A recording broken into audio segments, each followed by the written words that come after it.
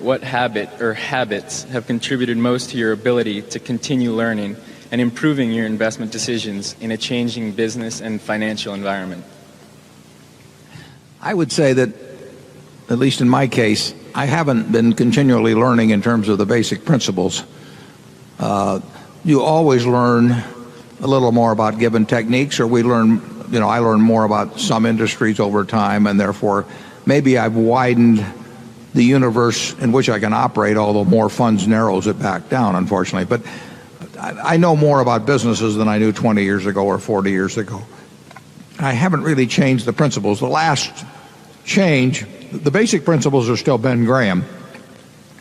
They were affected in a significant way by Charlie and Bill Fisher in terms of looking at the better businesses. But I didn't leave Graham behind on that.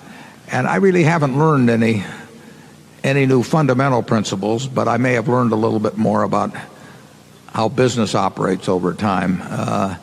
And there's really nothing. I mean, you ought to get a investment framework that comes straight from, in my view, from The Intelligent Investor and from Phil Fisher. More from The Intelligent Investor, actually.